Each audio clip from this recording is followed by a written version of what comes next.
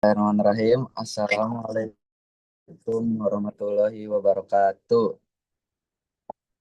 Selamat pagi semuanya teman-teman. Ustadz Marzuk, dosen pengampu mata kuliah Media Pembelajaran Bahasa Arab. Semoga kita semua dalam keadaan sehat walafiat di pagi hari ini.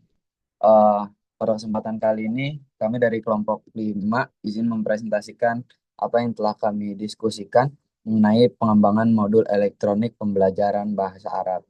Boleh di next.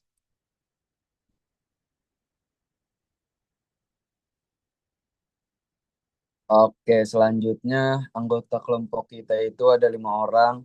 Ada Sylvia Rahmi Agil, ada Anis sendiri, Rizmi Hanif, selanjutnya ada Muhammad Firdaus, ada Taskia Aulia Ahmad, dan juga ada Salman Kenzi. Boleh di next?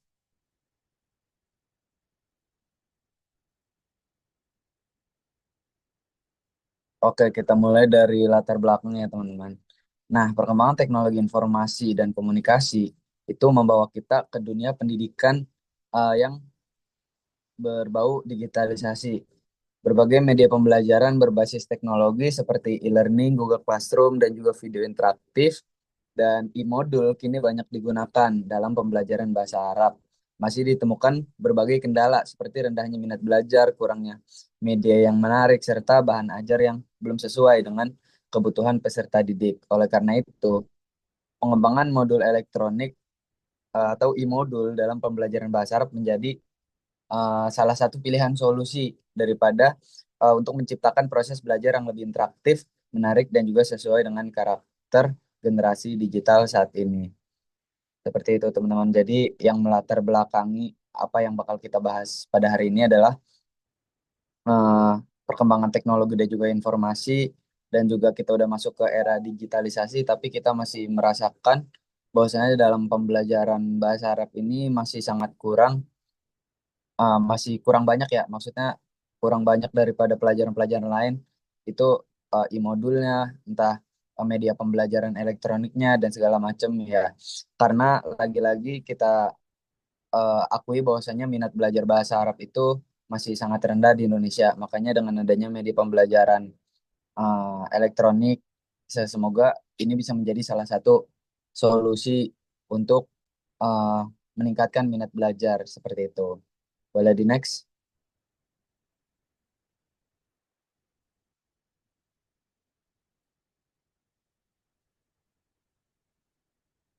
Oke, selanjutnya teman-teman, apa sih yang bakal kita bahas di sini, rumusan masalahnya apa aja? Yang pertama kita akan mempelajari itu pengertian modul elektronik pembelajaran. Selanjutnya fungsi modul elektronik dalam pembelajaran dan bagaimana karakteristik e-modul yang efektif. Selanjutnya apa aja keunggulan e-modul dibandingkan modul konvensional atau modul-modul seperti buku dan lain-lain ya, selain modul elektronik. Selanjutnya itu apa aja teori atau model apa yang digunakan dalam pengembangannya. Dan yang terakhir itu bagaimana hasil penelitian relevan sebelumnya. Seperti itu. Boleh di next. Selanjutnya masuk ke tujuan penelitian, yaitu pastinya untuk menjawab rumusan masalah. Yang pertama itu untuk menjelaskan pengertian modul pembelajaran. Selanjutnya untuk mengidentifikasi fungsi utama daripada modul tersebut. Selanjutnya untuk mendeskripsikan karakteristik modul yang efektif. Dan selanjutnya untuk menjelaskan keunggulan modul dibandingkan media konvensional. Dan selanjutnya itu mengkaji teori atau model pengembangan yang relevan, dan yang terakhir itu ada menganalisis hasil penelitian terdahulu atau penelitian sebelumnya yang berkaitan atau bersinggungan dengan modul. Selanjutnya,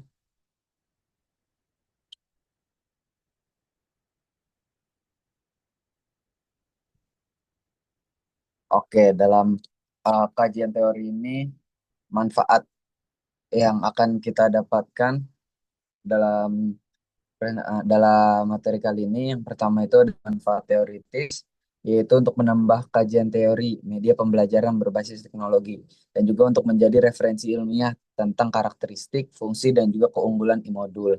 Dan untuk manfaat praktisnya, yang pertama untuk guru, bisa menjadi panduan untuk memilih atau mengembangkan e-modul yang sesuai dengan kurikulum.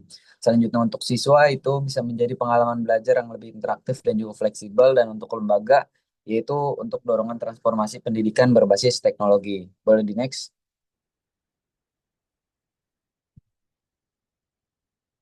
Nah, untuk eh, selanjutnya yaitu kajian teori akan dijelaskan oleh Taskia.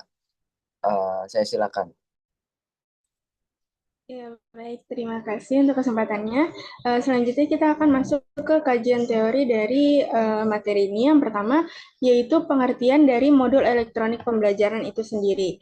Jadi, e-modul atau modul elektronik pembelajaran ini merupakan bahan ajar digital yang dirancang secara sistematis dan pastinya interaktif. Jadi, modul ini memanfaatkan teknologi informasi agar siswa dapat belajar secara mandiri, efisien, dan tentunya lebih menarik dibandingkan dengan menggunakan modul-modul konvensional. Nah, dalam pembelajaran bahasa Arab sendiri, e-modul ini pastinya sangat inovatif. Bisa dilihat dari e-modul ini menghadirkan beberapa fitur unggulan, di antara lain yang pertama ada latihan pelafalan huruf hijaiyah berbasis audio. Jadi dalam fitur ini itu sangat memungkinkan untuk siswa mendengar contoh pelafalan huruf hijaiyah secara benar dan fasih melalui rekaman suara atau audio. Nah, jadi dengan menggunakan fitur ini, siswa itu bisa langsung meniru pelafalan yang sudah diucapkan di modul tersebut. Kemudian, siswa juga bisa membandingkannya dengan contohnya.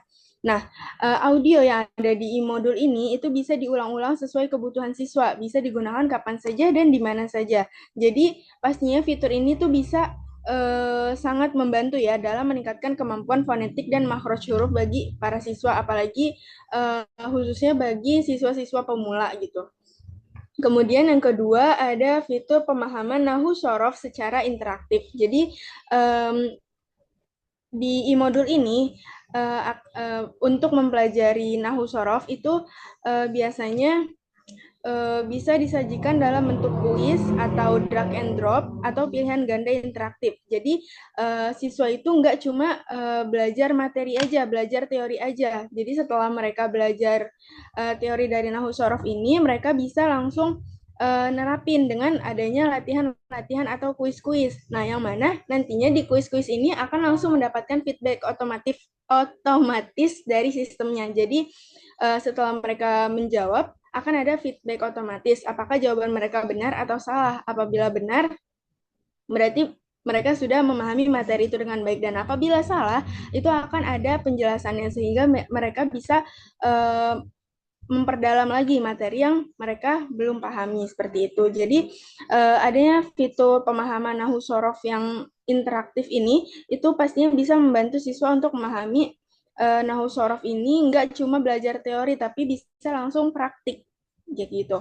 Nah, kemudian yang ketiga ada materi dalam bentuk teks, video, dan animasi. Nah, jadi materi ini disajikan dalam bentuk materi multimedia, ada bentuk teks, video, audio, dan animasi, supaya modulnya itu enggak cuma stuck sama teks aja. Jadi kalau siswa itu kan biasanya punya tipe pembelajaran yang berbeda-beda ya. Ada yang lebih cepat memahami dengan membaca teks, ada yang bisa memahami itu dengan mendengarkan audio atau yang melihat visualisasi dari video maupun animasi seperti itu. Jadi dengan ada e-modul ini, mereka bisa dapetin berbagai tipe pembelajaran itu. Kalau dalam teks misalnya contohnya ada penjelasan konsep dasar atau contoh-contoh penggunaannya secara dasar seperti itu. Kemudian kalau dalam bentuk video mungkin isinya bisa seperti video interaktif guru sedang menjelaskan atau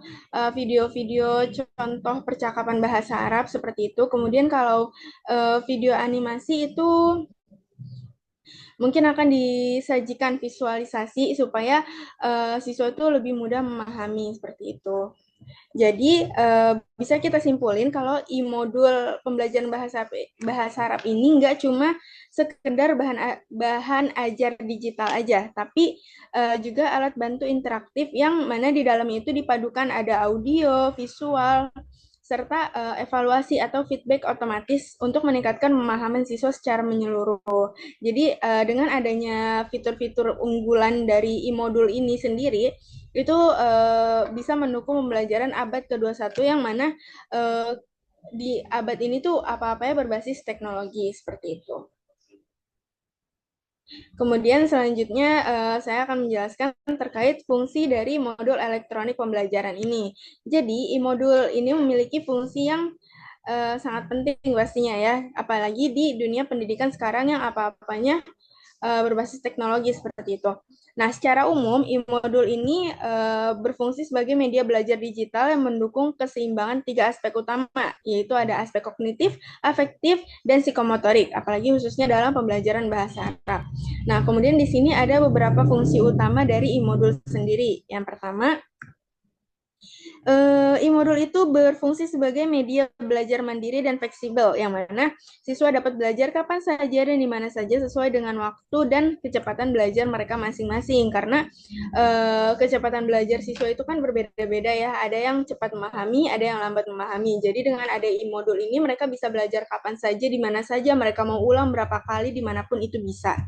Seperti itu. Kemudian yang kedua, e-modul ini bersifat interaktif dan menarik. Kenapa dikatakan interaktif dan menarik? Karena e-modul ini menyajikan materi nggak cuma dalam bentuk teks saja, tapi dalam berbagai bentuk. Ada teks, audio, video, animasi, dan segala macamnya. Nah, dengan media yang dikombinasikan ini, pastinya proses pembelajaran juga jadi lebih hidup, terus nggak kerasa monoton, dan pastinya siswa-siswa itu lebih mudah memahami karena balik lagi ke yang tadi, kalau siswa itu punya tipe pembelajaran yang berbeda-beda seperti itu. Kemudian yang ketiga, e-modul ini berfungsi sebagai penguat pemahaman konsep.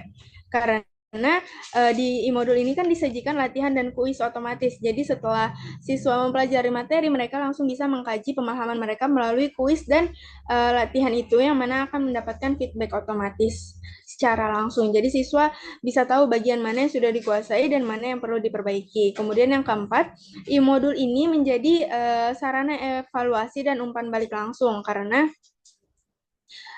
seperti yang sudah dijelaskan tadi, di modul ini kan diberikan kuis dan latihan dan dapat feedback langsung. Nah, jadi sarana evaluasi dan umpan balik langsung ini sangat berguna untuk siswa, baik siswa maupun guru, karena dengan adanya fitur ini, jadi guru juga bisa langsung mengevaluasi secara otomatis, nggak perlu menilai capaian siswa itu dengan koreksi manual satu persatu seperti itu.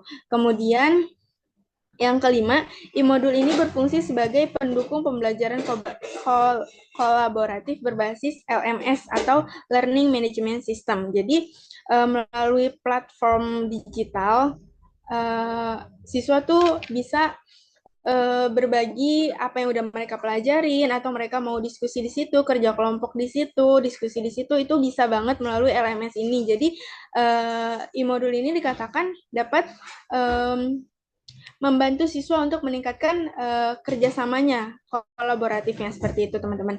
Kemudian yang terakhir ini, e-modul itu bersifat adaptif dan efisien.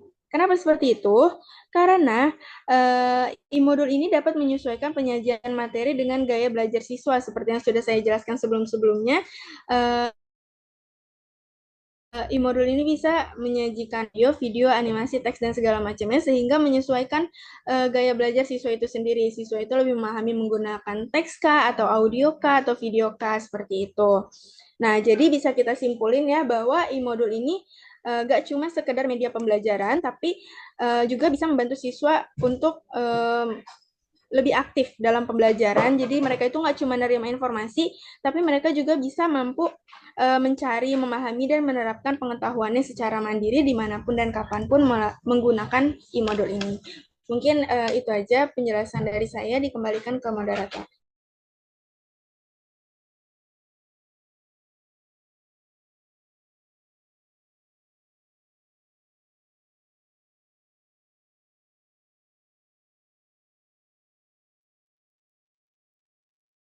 Oke, teman-teman, kita lanjut pembahasan selanjutnya ya. Ini karakteristik modul elektronik pembelajaran.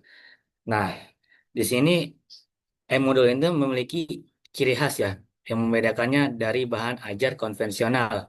Nah, menurut Elvita, ini karakteristik E-modul ini ada beberapa karakteristik ya. Yang pertama ada self instruksional. Nah, ini dapat dipelajari mandiri dengan panduan atau latihan lengkap. Maksudnya apa sih? Maksudnya itu modul ini dirancang sedemikian rupa sehingga siswa itu dapat belajar, memahami, dan mengevaluasi diri sendiri tanpa perlu kehadiran atau bimbingan langsung dari guru atau instruktur secara terus-menerus. Nah, materinya itu disajikan dengan langkah-langkah yang jelas, disertai petunjuk belajar, contoh soal, ataupun kunci jawaban atau umpan balik. Nah, ini memungkinkan ini siswa menentukan kecepatan belajar mereka sendiri gitu, mengulang bagian yang sulit ataupun melanjutkan ke materi berikutnya setelah menguasai konsep sebelumnya. Nah, intinya modul ini yang pertama self instruksional itu modul berfungsi sebagai guru virtual yang memandu proses belajar. Yang kedua ada self contained atau seluruh materi dapat satu paket pembelajaran. Maksudnya ini seluruh materi inti, tujuan pembelajaran, contoh, latihan, dan evaluasi yang diperlukan untuk menguasai satu unit kompetensi atau topik itu disajikan secara tuntas dan lengkap dalam satu paket modul tersebut. Tuh, jadi contoh, latihan, evaluasi segala macam itu udah paket lengkap dalam satu modul. Nah, siswa itu tidak perlu mencari referensi utama lain seperti buku, teks, atau tambahan atau sumber daring yang berbeda. Nah, untuk memahami materi ya, semua informasi yang dibutuhkan atau untuk mencapai kompetensi sudah tersedia di dalamnya gitu. Intinya modul ini adalah sumber belajar tunggal tuh yang mencukupi untuk topik yang dibahas. Selanjutnya ada stand alone dapat digunakan tanpa bahan ajar lain. Nah, maksudnya ini modul ini dapat digunakan secara mandiri dan terpisah dari bahan ajar atau media lain. Meskipun ya dapat diintegrasikan dalam sistem pembelajaran yang lebih besar atau LMS. Modul itu sendiri sudah memiliki fungsional dan kelengkapan. Nah, implikasinya itu modul ini tidak bergantung pada urutan modul lain untuk dipahami. Dan isinya itu tidak mengonsumsi bahwa siswa ini telah membaca atau menggunakan media tertentu sebelumnya. Tuh, modul ini dapat langsung diakses atau dipelajari. Jadi intinya itu modul ini bersifat independen dan fungsional penuh tanpa harus digabungkan dengan bahan ajar yang lain. Selanjutnya ada adaptif. Adaptif ini mudah diperbarui sesuai perkembangan zaman. Maksudnya ini isi dan format penyajian modul ini fleksibel dan mudah disesuaikan atau diperbarui atau diubah. Jadi bisa diubah, bisa diperbarui juga untuk mengikuti perkembangan ilmu pengetahuan, teknologi dan kebutuhan pasar kerja saat ini gitu. Nah, implikasinya itu uh, karena formatnya elektronik, perubahan, terus penambahan atau revisi dapat dilakukan dengan cepat tuh, tanpa perlu mencetak ulang. Dalam konteks yang lebih maju ini, modul itu dapat beradaptasi dengan respon siswa, misalnya menyajikan latihan yang lebih sulit. Nah, jika siswa menjawab dengan benar, ataupun memberikan penguatan jika siswa kesulitan. Intinya, modul ini itu bersifat up to date, dan mampu menyesuaikan diri dengan dinamika ilmu atau keperluan pengguna. Selanjutnya ya ini user friendly, mudah digunakan, bahasa jelas, desain menarik dan interaktif. Maksud itu modul ini dirancang dengan fokus pada kemudahan, kenyamanan ataupun efisiensi penggunaan bagi siswa. Nah, ini mencakup tiga aspek ya, ada bahasa, ada desain, ada interaktif. Nah, bahasa itu menggunakan bahasa yang jelas, lugas, dan mudah dipahami sesuai eh, setingkat siswanya. Ada desain atau navigasi. Nah, tata letak itu intuitif atau mudah dinavigasi.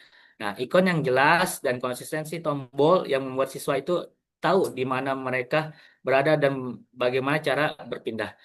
Interaktif itu memanfaatkan elemen multimedia dan interaktif yang membuat belajar menjadi menarik dan tidak membosankan. Intinya, user friendly ini siswa itu dapat fokus pada konten, bukan pada cara menggunakan modul. Terakhir ada konsistensi desain dan struktur seragam agar siswa mudah fokus pada materi. Nah, modul ini terdapat keseragaman yang ketat ya dalam elemen visual ataupun struktural di seluruh halaman ataupun bagian modul. Ini berlaku untuk penggunaan jenis font, ukuran font, spasi, margin, atau tata letak. Nah, aplikasi itu konsistensi ini mengurangi beban kognitif siswa, itu mengurangi beban kognitif siswa. Nah, ketika elemen-elemen visual selama sama, otak siswa ini tidak perlu terus-menerus beradaptasi dengan format baru sehingga dapat fokus penuh dan pemahaman materi ini mendukung kenyamanan dan efisiensi belajar jangka panjang. Nah, intinya modul konsistensi ini keteraturan desain menciptakan lingkungan belajar yang stabil dan tidak mengganggu. Boleh di next. Itu teman-teman.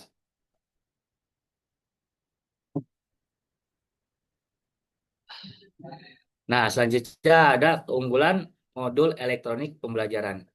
Nah, keunggulannya ada beberapa keunggulan ya.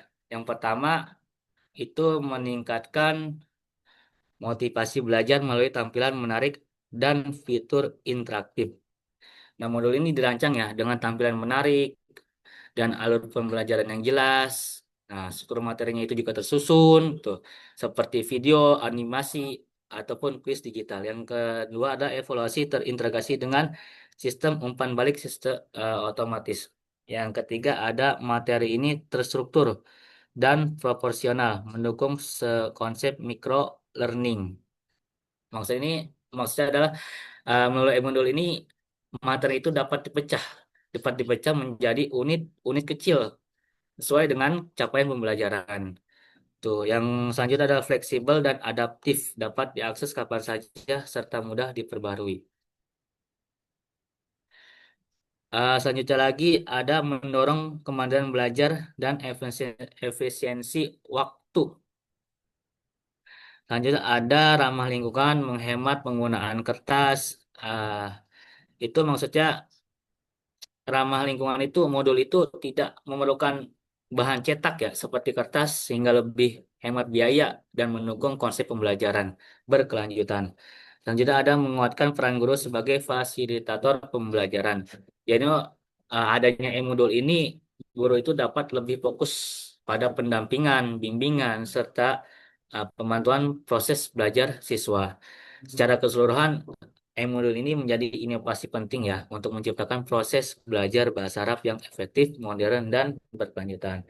Mungkin cukup sekian dari saya pembahasan tentang karakteristik dan keunggulan modul elektronik pembelajaran.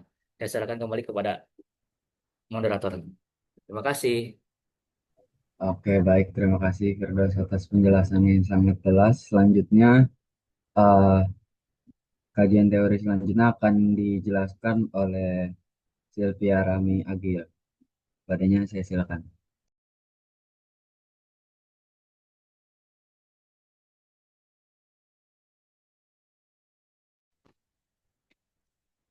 Baik, terima kasih Akhir Rizmi. Eh, di sini selanjutnya kita ke bab teori pengembangan modul elektronik. Pengembangan e-modul berlandaskan beberapa teori pembelajaran utama yang menekankan kemandirian, interaktif, dan efektivitas belajar. Pengembangan modul elektronik e-modul didasarkan pada berbagai teori belajar dan desain pembelajaran agar materi dapat disajikan secara interaktif, mandiri, dan menarik melalui media digital. Ada beberapa teori-teori pengembangan modul elektronik, yaitu yang pertama ada konstruktif. Teori konstruktif ini berlandaskan pada gagasan bahwa pengetahuan dibangun oleh peserta didik secara aktif. bukan sekedar diterima secara pasif dari guru. Dalam konteks modul elektronik, teori ini menekankan pentingnya teknologi sebagai alat untuk memfasilitasi siswa dalam membangun pengetahuannya sendiri melalui interaksi dan eksplorasi. Selanjutnya ada teori behavioristik. Teori behavioristik ini menekankan bahwa belajar merupakan perubahan perilaku yang dapat diamati sebagai hasil dari hubungan antara stimulus dan respon. Dalam modul ini, teori ini diterapkan melalui penyediaan latihan, tes interaktif, dan penguatan reinforcement yang membantu membentuk kebiasaan belajar dan keterampilan peserta didik. Lalu selanjutnya yang ketiga ada teori kognitivistik. Teori kognitivistik berfokus pada proses mental dalam memahami dan mengolah informasi. Belajar bukan sekedar hasil stimulus respons, tetapi proses aktif dalam membangun struktur pengetahuan. Dalam konteks modul, teori ini menjadi dasar dalam penyusunan materi yang logis, bertahap, dan menghindari beban kognitif berlebih. Selanjutnya yang keempat ada teori multimedia Richard Mayer. Teori ini dikemukakan oleh Richard Mayer pada tahun 2001 dan menjadi salah satu dasar penting dalam desain e-modul modern. Teori multimedia menyatakan bahwa pembelajaran lebih efektif ketika informasi disajikan melalui kombinasi kata dan gambar, karena manusia memiliki dua saluran pemrosesan kognitivistik, yaitu auditori dan visual. Selanjutnya yang terakhir ada teori pembelajaran mandiri, self-paced learning. Teori ini menekankan bahwa peserta didik harus diberi kebebasan untuk mengatur waktu, tempat, dan kecepatan belajar sesuai kemampuan dan kebutuhan masing-masing. Dalam e-modul, teori ini diwujudkan melalui desain yang memungkinkan siswa belajar secara mandiri dan fleksibel. Dari berbagai teori tersebut, dapat disimpulkan bahwa pengembangan e-modul yang efektif harus berdasarkan pada pendekatan multidisipliner, menggabungkan aspek kognitif, perilaku, konstruktif, multimedia, dan kemandirian belajar. Setiap teori ini memberikan kontribusi unik. Konstruktivisme menekankan pembelajaran aktif, behaviorisme menekankan penguatan perilaku, kognitivisme menata alur berpikir, teori Mayer mengoptimalkan media visual dan auditori, sementara self-paced learning menjalin fleksibilitas dan otonomi siswa. Boleh di next.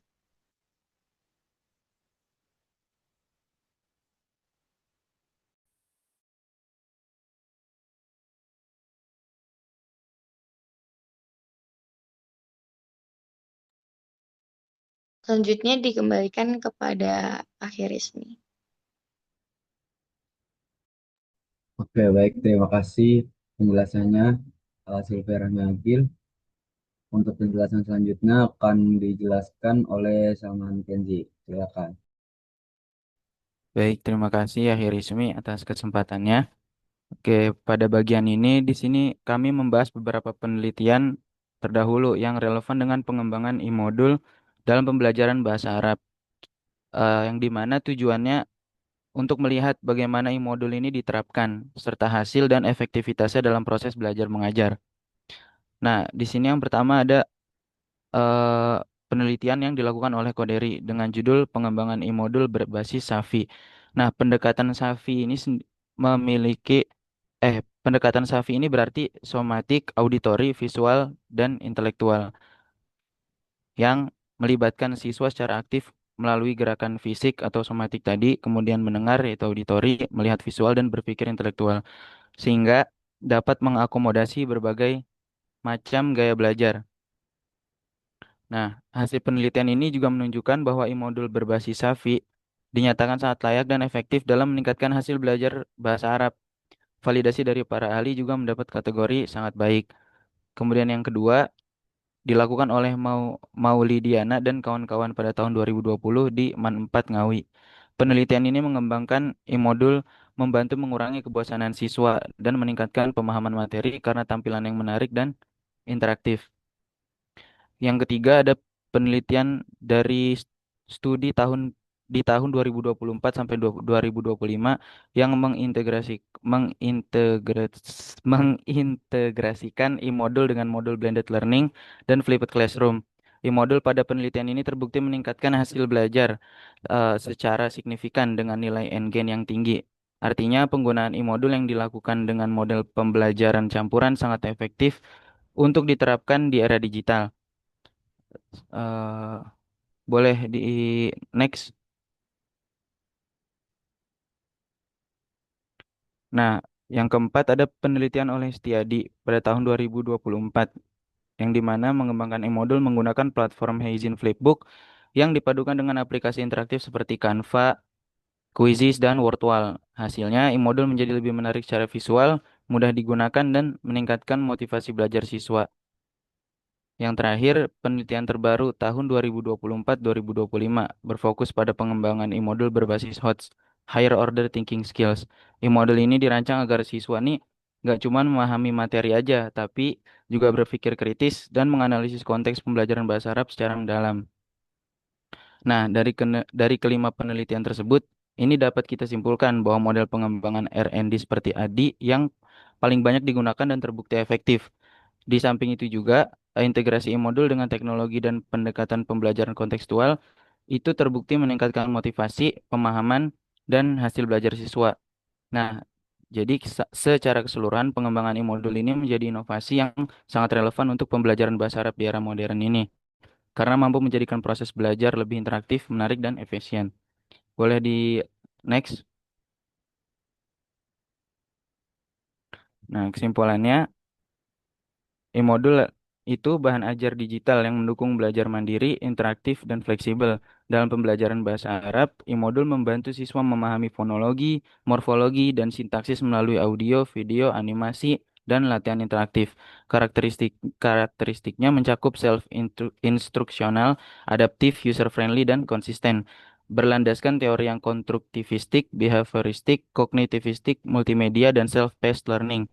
E-modul terbukti efektif meningkatkan motivasi dan hasil belajar, sekaligus memperkuat peran guru sebagai fasilitator. Mungkin sekian dari saya kembalikan ke moderator. Assalamualaikum warahmatullahi wabarakatuh.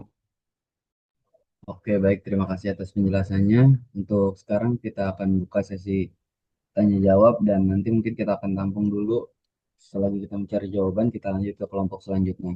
Seperti itu teman-teman. Kira-kira dari teman-teman apakah ada yang ingin bertanya atau menanggapi? Boleh di raise hand terlebih dahulu ya teman-teman. Mohon izin Rizmi. Ya Ustadz, gimana? Ya, mohon maaf teman-teman saya terlambat Hmm. karena baru selesai nguji seminar proposal. Dan mohon maaf saya off cam ya. Ada kondisi yang kurang mendukung.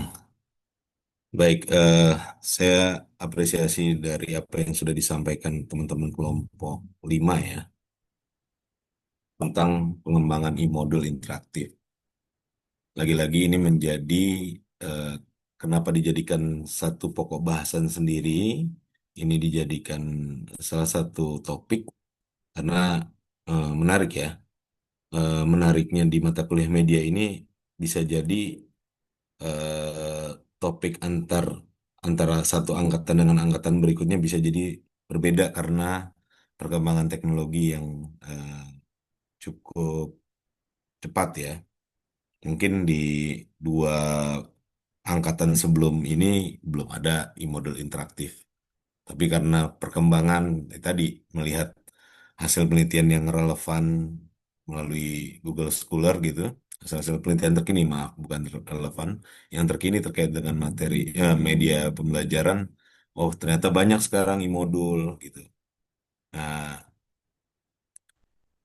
tadi juga, tapi lagi-lagi ya, perlu kita kritisi bahwa eh, semakin canggihnya teknologi tentu eh, membutuhkan mendapatkan tantangan baru gitu.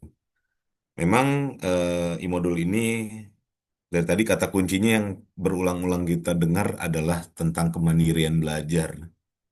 memang di satu sisi mendukung kemandirian belajar, tapi yang perlu dikritisi dari e-modul ini sendiri adalah eh, kondisi siswa, minat dan motivasi ini kadang-kadang berbeda ya.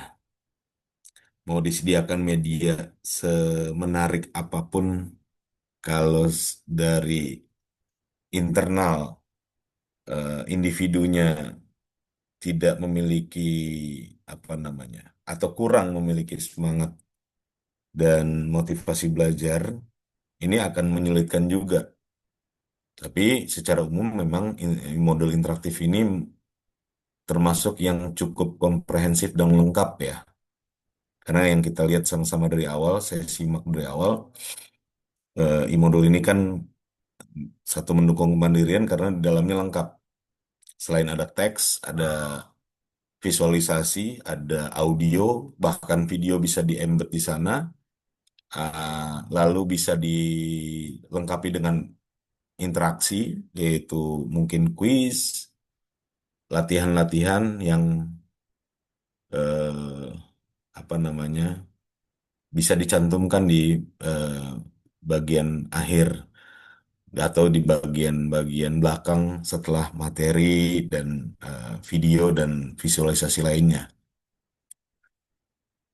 Memang keunggulannya ini minim biaya cetak ya, minim biaya cetak, eh, mudah digunakan, tapi menjadi kendala juga ketika digunakan di sekolah yang kebijakannya tidak membolehkan siswa menggunakan eh, gadget.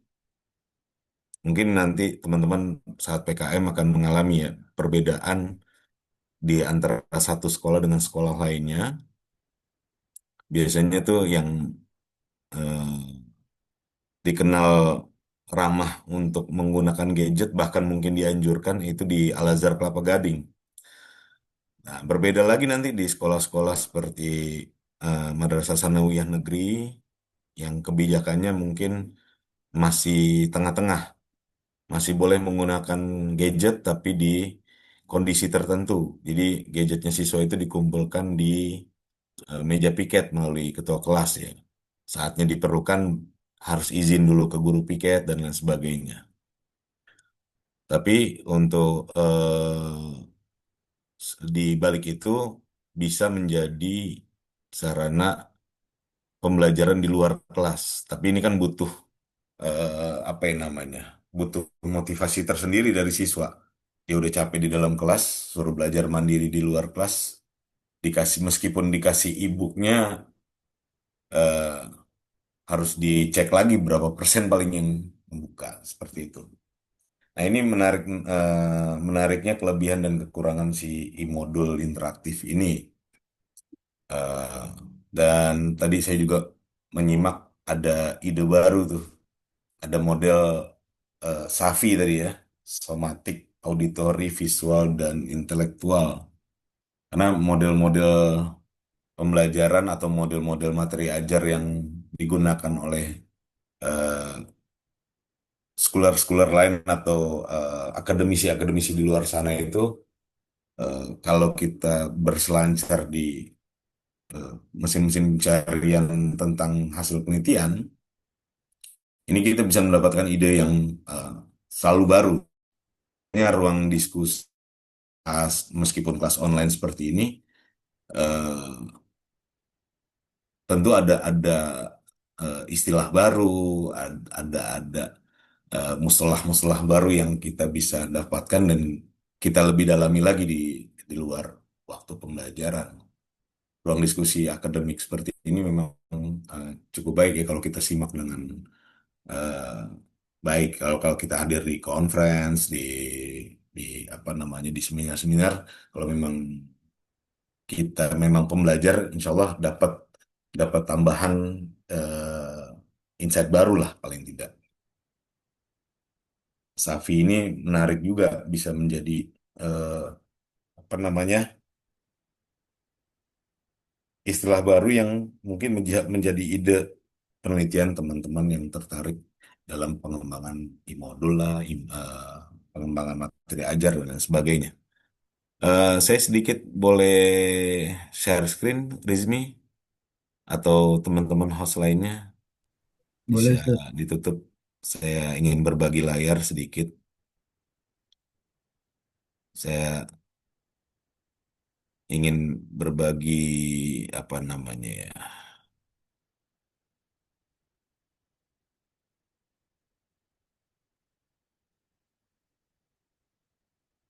Ini ada rancangan yang ini kebetulan akan ini jadi skripsi ya. Kebetulan judulnya e-modul. Nah, ini yang sedang dikembangkan, oleh salah satu kakak tingkat kalian, kebetulan bimbingan saya. Tadi yang disampaikan kan cukup komprehensif, ada tulisan, ada maksudnya ada teks, ada eh, teks ini bisa karena ini kebutuhannya untuk di sekolah ya tentu ada kompetensi inti dan sebagainya. Kaitan dengan mufrodat, ada teks, ada visualisasi. Memang ini belum sempurna. Ada saran eh, ketika diklik gambarnya ini harusnya ada soundnya, ada suara. Bagaimana melafalkan ar-riyadhah, bagaimana mengucapkan salim, jismun dan seterusnya. Sehingga pembelajar atau siswa yang auditori eh, bisa ikut belajar di dalamnya. Kalau kalau hanya visual saja kan lebih mendukung ke anak-anak yang visual. Lalu ada video gitu. Ada video, ada teks, mungkin dari buku yang digunakan di sekolah, teksnya di eh, ini memang belum sempurna ya. Masih ada beberapa typo yang apa namanya? Mungkin kita bisa lihat ini memang masih draft. Ini ada ismuha, ini kan ismuha harusnya. Memang belum melalui validasi ahli. Tetapi secara konsep ini cukup menarik ya menjadi contoh e-modul yang tadi dijelaskan. Tadi kan secara teoretik diungkapkan bahwa e-modul ini cukup komprehensif ya. Ada teks, audio, visualisasi, bahkan video, termasuk di dalamnya ada interaktif dari kuis atau latihan. Nah, ini tadribatnya dicantumkan untuk eh, apa namanya lari ke aplikasi lain atau terkoneksi dengan eh, aplikasi pendukung lain seperti Canva, maaf, Quizzes atau Kahoot ataupun yang lain yang bisa digunakan sebagai kuis interaktif supaya eh, si pembelajar atau siswa tahu di mana letak eh, ketika jawaban mereka benar atau salah atau keliru. Nah, ini eh, cukup baik untuk diteruskan ya nanti, bukan diteruskan, dibuat jadi contoh dan ide untuk penelitian jika ada yang memang berminat mengembangkan e-modul interaktif. eh saya bergeser sedikit ya ke sebentar mana ya tadi ya, produk desain. Nah, memang sebelum kita bergeser dari e-modul interaktif ya, tadi ada model pengembangan EDI. Di tahap yang kedua, itu ada tahap desain atau perancangan.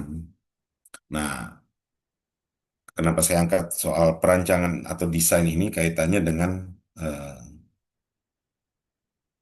apa proyek untuk UTS.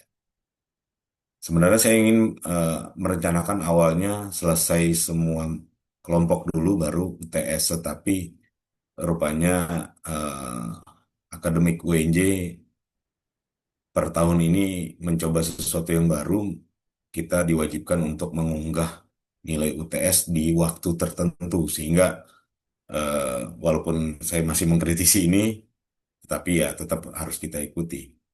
Ya, kenapa saya kritisi? Kadang-kadang kan tidak semua eh, rancangan atau desain pembelajaran mata kuliah ini semua dengan UTS, dengan kadang-kadang penilaiannya itu khusus di media saya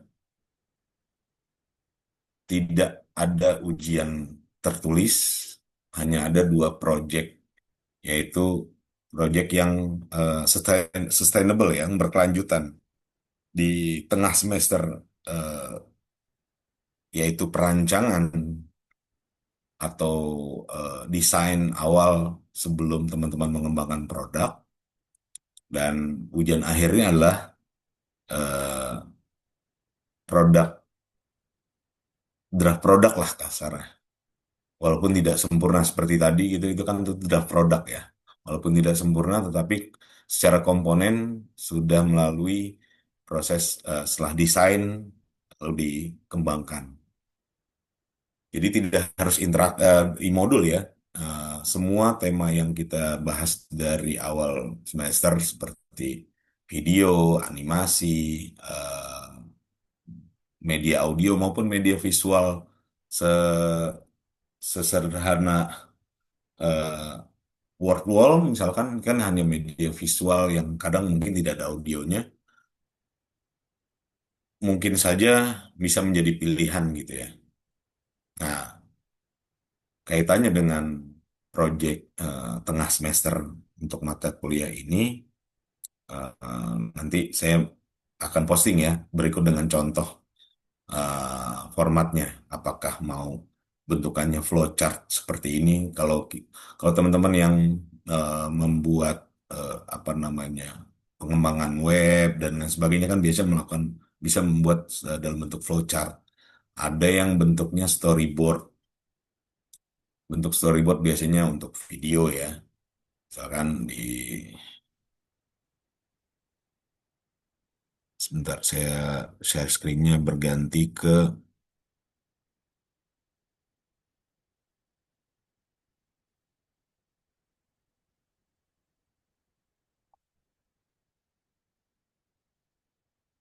contoh ini untuk yang video. Jadi ada scene pertama, deskripsinya tentang apa, misalkan intro. Audionya yang mau ditampilkan apa ada rencana, namanya juga rancangan ya. Sebagaimana teman-teman, kalau kita lihat analoginya membangun rumah saja, kan tidak langsung memasang pondasi ya, pasti membuat eh, sketsanya dulu atau denahnya dulu dari tampak atas, akan dari luas tanah misalkan eh, 12 kali 8, di bagian depan ada apa, ruang tamu di sebelah mana, ukuran berapa, dan seterusnya itu kan rancangan. Memang belum ada, eh, boleh, sudah ada visualisasi, boleh belum. Misalkan visualisasinya baru rancangan, deskriptif saja, disebutkan ada gambar tentang apa gitu untuk atau tentang di visualisasinya ada deskripsinya tentang judul bab, misalkan yang kalian ambil dari buku Madrasah Sanawiyah keluaran Kemenak di bab misalkan kelas 7 itu ta'aruf misalkan, atau di bab mihnah misalkan. Nah, ini kan bisa di bagian kolom visualisasi kalian tuliskan deskripsinya saja dulu. Jadi rancangan apa yang akan mau dilakukan terhadap menggunakan media tersebut yang kalian pilih, rancangannya seperti apa gitu. Bisa bentukannya storyboard seperti ini.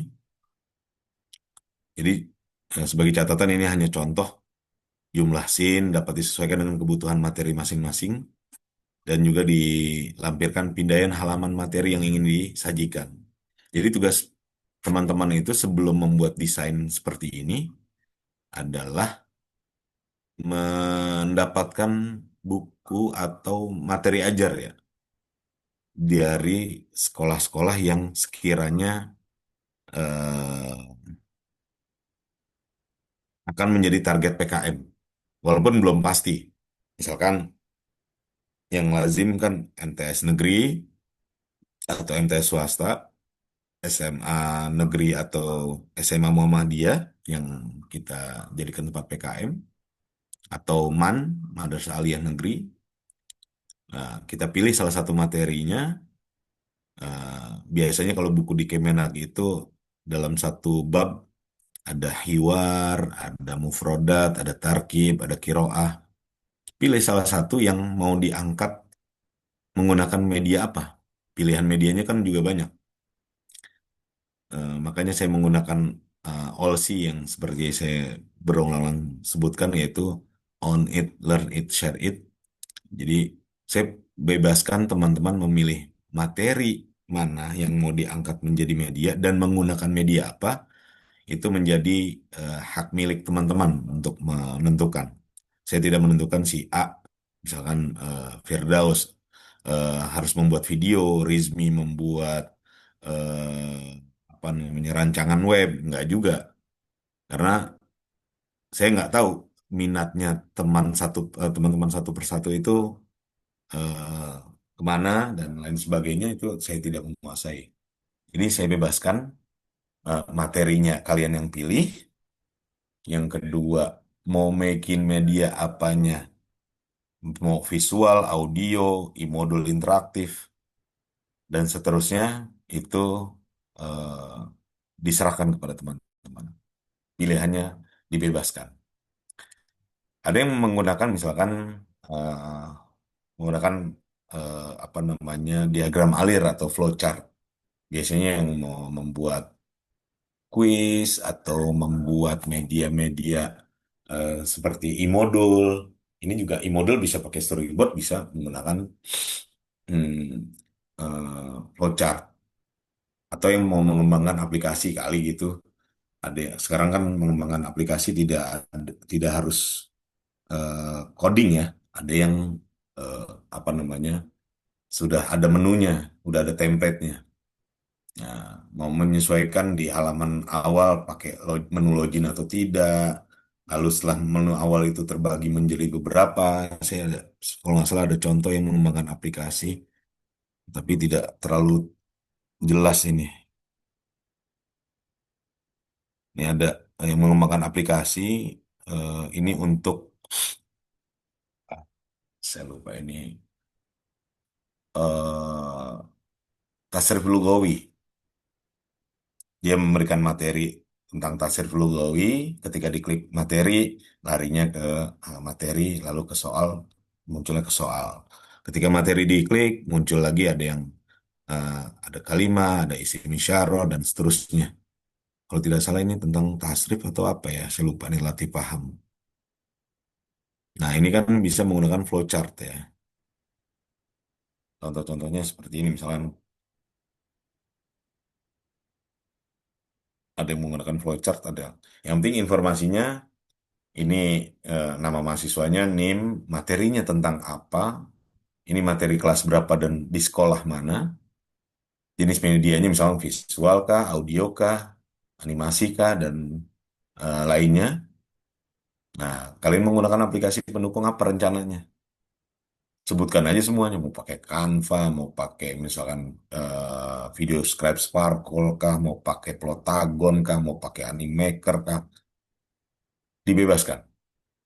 Jadi betul-betul milik kalian, tugas ini, proyeknya itu menjadi milik kalian, hmm, milik kalian masing-masing, seperti itu. Nanti ini saya jelaskan dulu apa namanya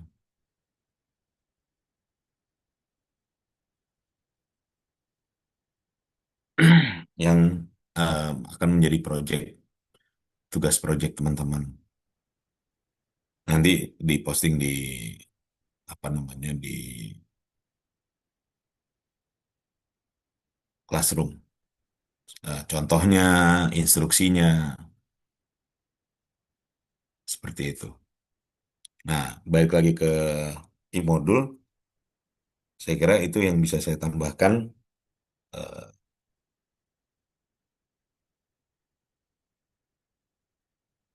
Meskipun ada beberapa penelitian-penelitian lain, tapi kan ada dua kelompok ya. Eh, saya kira sama tadi yang penelitian relevan juga ada yang saya temukan juga ada beberapa yang beririsan dengan yang disampaikan oleh teman-teman penyaji. Nah, lagi-lagi kenapa penelitian yang relevan harus disajikan? Nah, ini kan membuka atau mendorong kita untuk literate ya, menelusuri hasil-hasil penelitian yang terkait dengan apa yang sedang kita bahas gitu.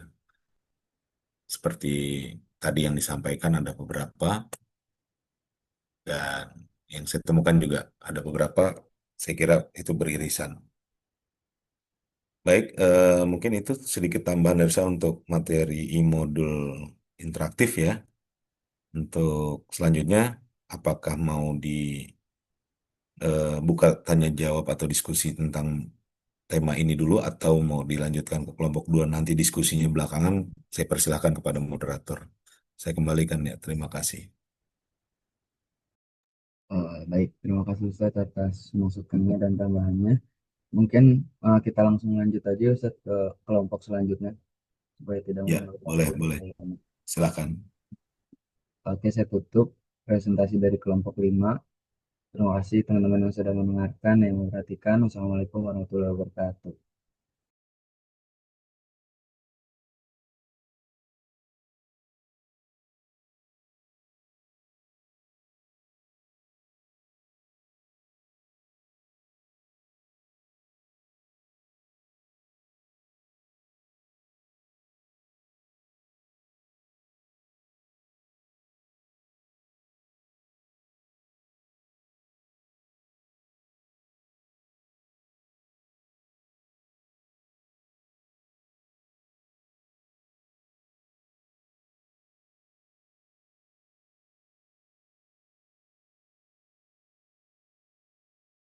Ya, Bismillah, Assalamualaikum warahmatullahi wabarakatuh.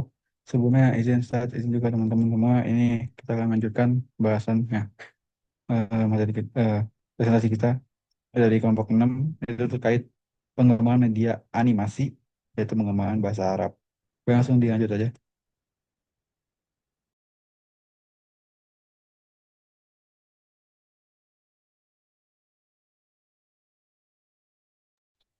Nah, ini untuk anggota kelompok kita ada Ane, Muhammad Najmi Hafizul Haq. Yang kedua ada Kela Syahra Irawan. Terus ada Hafsah Nurul Izzati. Dan terakhir ada Aisyah Hima Alia.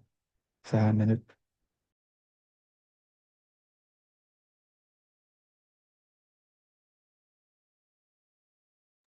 Ya, ini untuk melatar belakangi apa yang akan kita bahas. Bahwasannya di era teknologi ini sudah berkembang. Maka juga eh, pembelajaran bahasa Arab itu juga perlu dikembangkan juga agar menarik dan juga sesuai dengan perkembangan teknologi. Dan selama ini metode pengajaran tuh masih bersifat konvensional, yang buat siswa itu kurang termotivasi dan juga kesulitan memahami materi. Dan memanfaatkan media pembelajaran berbasis digital dan juga animasi yang akan kita bahas, yaitu proses pembelajaran bahasa Arab dapat menjadi lebih interaktif, menyenangkan, serta membantu siswa memahami kosakata dan struktur bahasa secara kontekstual. Boleh dilanjut?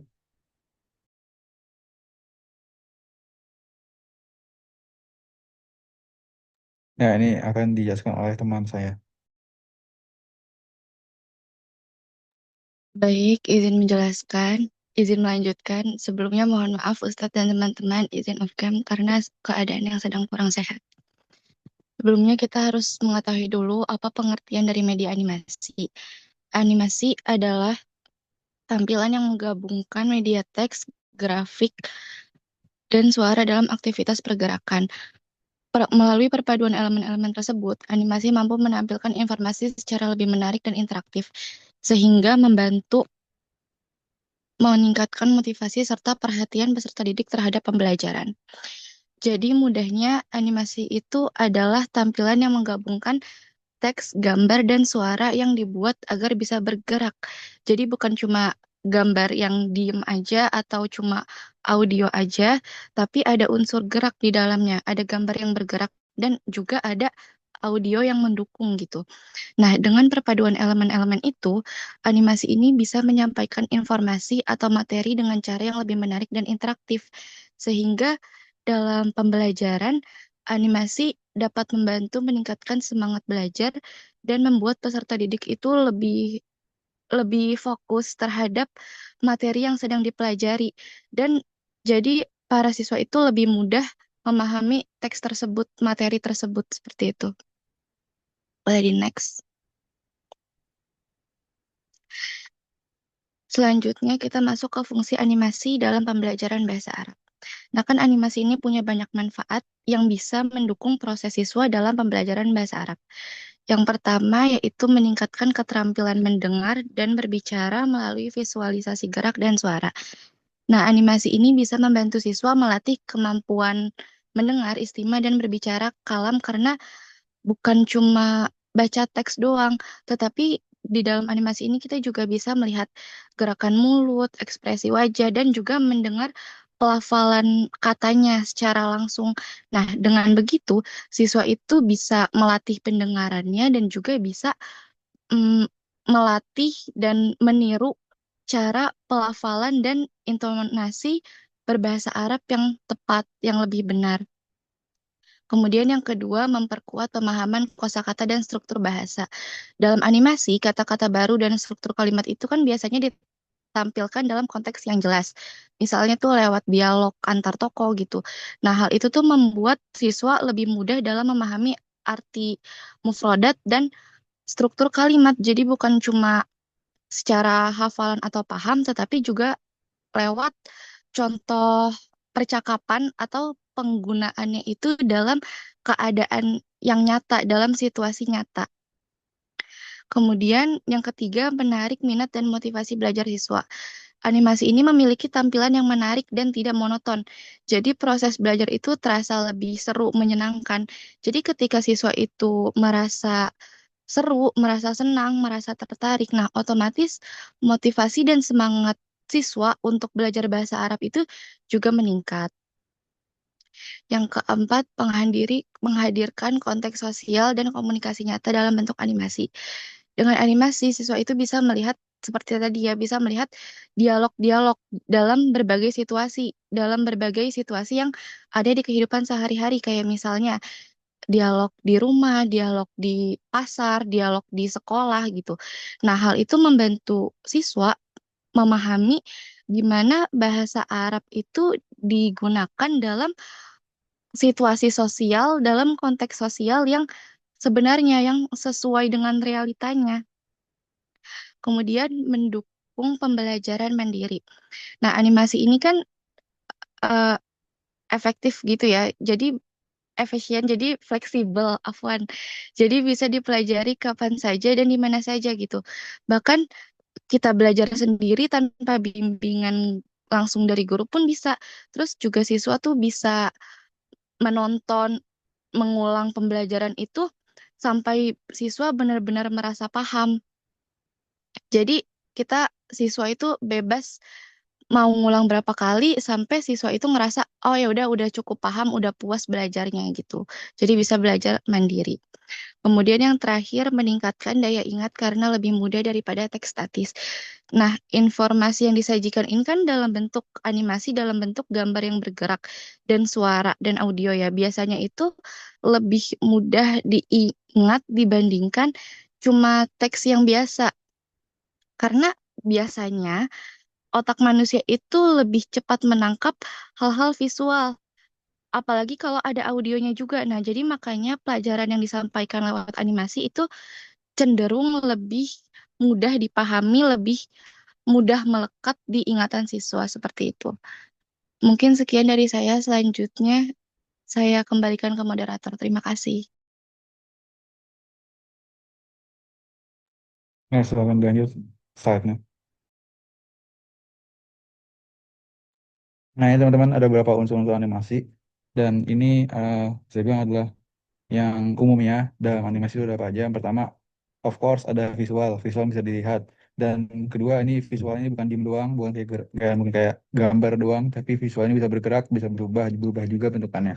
Dan di animasi itu juga tentu aja ada teks, ya teks untuk menjelaskan bahwasannya ini terus yang apa, atau gimana. Dan selain ada teks, itu juga ada dan audio, ya.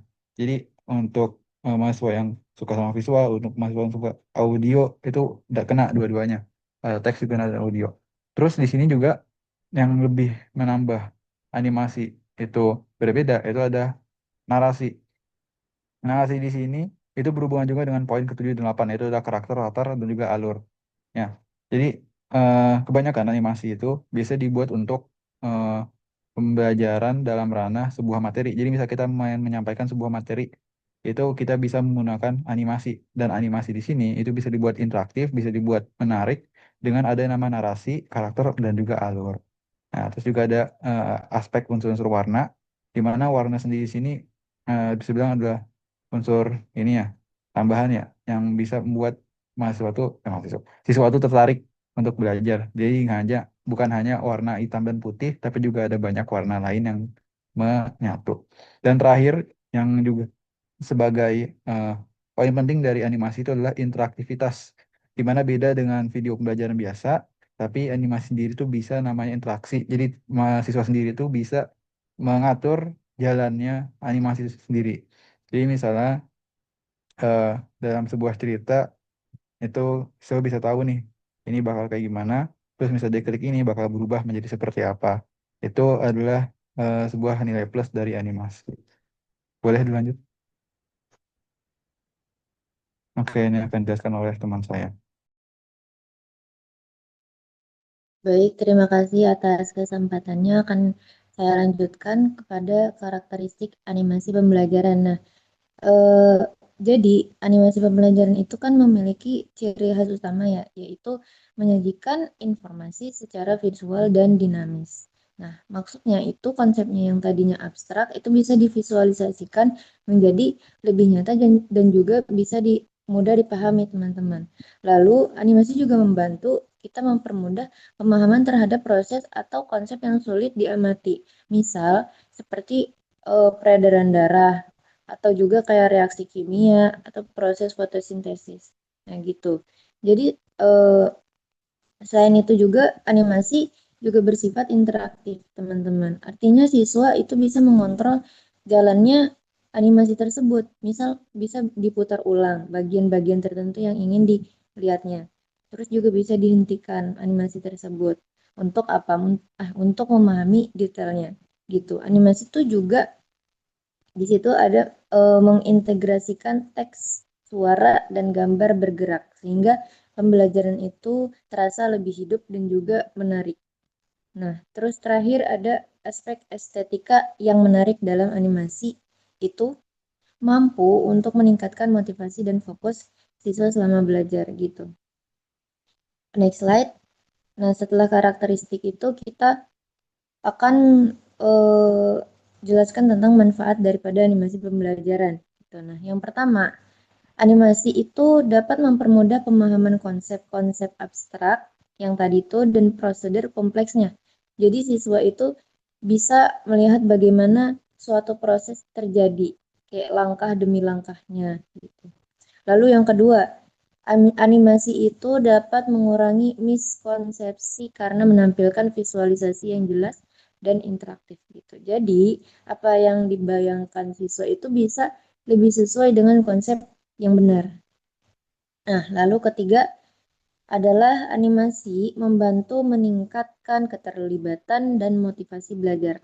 Nah, karena tampilannya menarik itu siswa itu lebih tertarik memperhatikan dan nggak mudah bosan, teman-teman. Terus yang terakhir, animasi ini mendukung pembelajaran individual maupun kolaboratif. Jadi, siswa bisa belajar mandiri eh, melalui animasi interaktif tersebut, bisa juga berdiskusi dengan teman-teman untuk memahami apa isi animasi itu dengan lebih detail gitu loh, teman-teman. Nah, udah nih karakteristik dan juga fungsinya. Kita lanjut kepada teorinya. Next slide. Nah, di dalam mengembangkan animasi pembelajaran, kita itu penting banget untuk memahami landasan teorinya. Jadi teori-teorinya itu ada yang pertama ada teori kognitif pembelajaran multimedia dari Richard E. Mayer. Kemudian yang kedua ada teori konstruktivisme dari Jean Piaget dan Lev Vygotsky. Yang ketiga itu teori beban kognitif dari John Sweller, dan yang keempat itu teori-teori tambahan. Sebenarnya ada satu lagi kan di situ teori pengkodean ganda dari Alan Paivio dan juga teori multimedia interaktif dari Moreno dan Maynard. Jadi semua teori ini tuh saling melengkapi gitu teman-teman. Jadi menjelaskan bagaimana manusia itu memproses informasi dari kata, gambar, dan interaksi sehingga animasi itu bisa dirancang secara efektif. Next slide.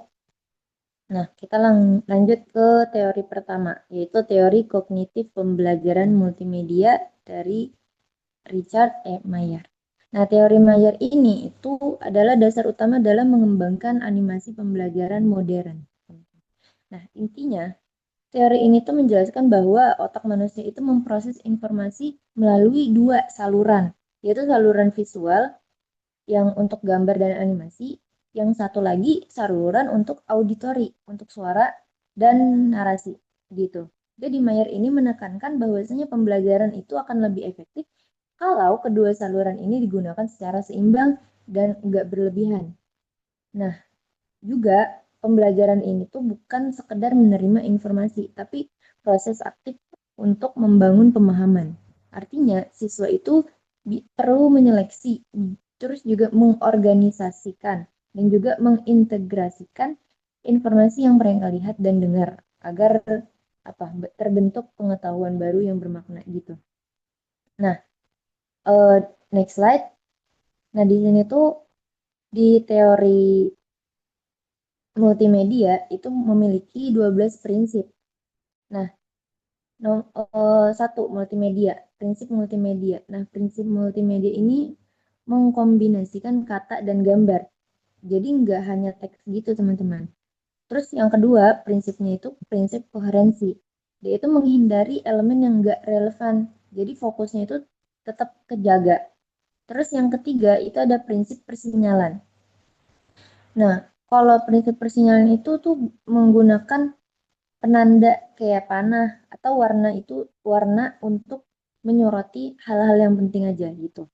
Terus yang keempat ada prinsip redundansi. Jadi redundansi ini enggak menampilkan teks yang sama narasi suaranya gitu. Terus kalau yang lanjut ke nomor 5, prinsip kedekatan spasial. Nah, prinsip kedekatan spasial ini itu meletakkan teks dan gambarnya itu saling berkaitan dan berdekatan. Terus nomor 7, prinsip kedekatan temporal itu mirip sama spasial, jadi itu menyajikan animasi serta narasinya itu berkaitan secara bersamaan. Terus nomor 7, prinsip segmentasi. Jadi animasinya itu menjadi bagian kecil agar siswa itu bisa belajar bertahap gitu. Terus yang nomor 8 itu prinsip pra-pelatihan. Jadi memberikan pengantar konsep sebelum animasi utamanya itu dipaparkan gitu teman-teman. Terus nomor 9 prinsipnya adalah modalitas. Jadi kalau modalitas ini tuh menggunakan narasi suara, bukan teks.